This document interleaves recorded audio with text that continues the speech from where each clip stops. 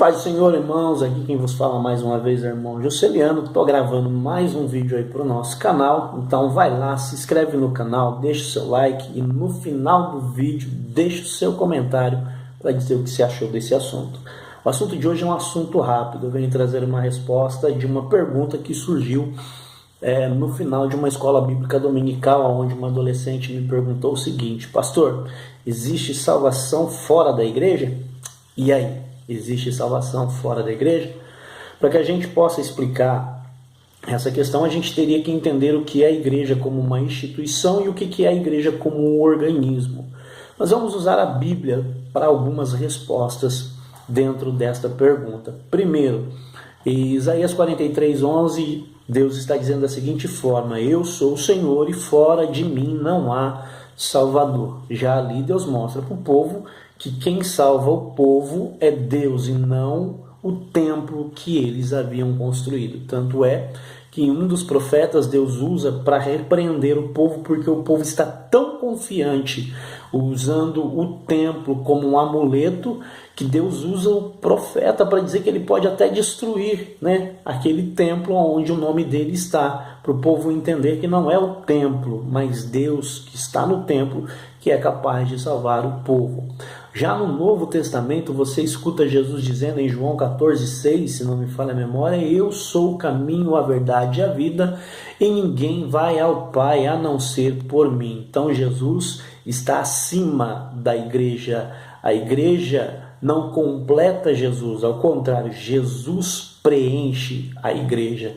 Tanto é que quando você entra no livro de Atos, no seu capítulo de número 17, no seu verso de número 24, quando Paulo está no seu discurso em Atenas, ele vai dizer da seguinte forma: ele está falando sobre um Deus desconhecido para aquele povo, e de repente no versículo de número 24 ele diz da seguinte forma: o Deus que fez o mundo e tudo que nele há, sendo ele Senhor do céu e da terra, não habita em templos feitos por mãos de homens. Então, aquele templo de 4 paredes que você se reúne com os irmãos, no dia de terça, quinta, domingo, ou quarta, sexta, domingo, não sei qual dia de culto na sua igreja, quando você se reúne lá, Deus não habita naquele lugar, ou seja, ele está lá enquanto você está, mas quando você for embora, ele não fica lá sozinho não, ele vai junto com você e te acompanha. E sabe por que ele te acompanha? 1 Coríntios 3:16, Paulo também vai escrever e vai dizer da seguinte forma aos coríntios: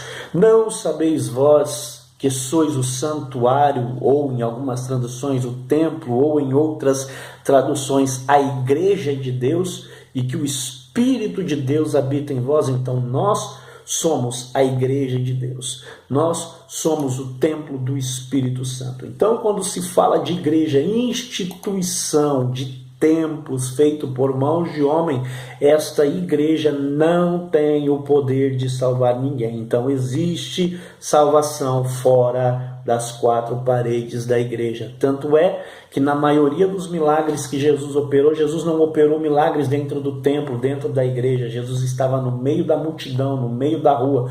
Jesus operou um milagre dentro da casa do centurião de Cafarnaum. Jesus operou um milagre dentro do cemitério, ressuscitando a Lázaro. Jesus operou uma salvação no seu leito de morte, na cruz do Calvário. Ele salvou um ladrão que nunca foi na igreja e ele foi salvo. Então, quando se fala de igreja como templo, não, essa igreja não salva ninguém e há salvação fora dessa igreja. Aí você vai dizer: ufa, não vou mais para a igreja.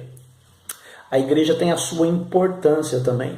O escritor aos Hebreus escreve em Hebreus 10:25, dizendo assim: não deixemos de nos reunir como igreja. Então, quando nós nos reunimos como igreja de Cristo, nós nos reunimos para uma troca de experiências, para contar os milagres que Deus fez, para contar as vitórias que Deus nos deu, para contar que, embora nós estejamos passando por todas essas situações, nós como igreja continuaremos vencendo. A igreja tem a sua importância, ela não traz salvação, mas quando nós nos reunimos como igreja, nós edificamos a fé uns dos outros em Cristo Jesus.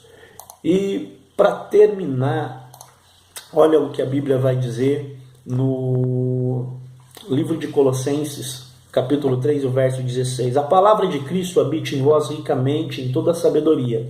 Ensinai-vos e admoestai-vos uns aos outros com salmos, hinos e cânticos espirituais, louvando a Deus com gratidão em vossos corações. Então, quando nós nos reunimos, nós temos que ter salmos, cânticos espirituais, hinos, louvando a Deus por todos os benefícios que Deus tem feito. Então, a igreja ela serve como um quartel-general. Como é que funciona um quartel-general, meu irmão?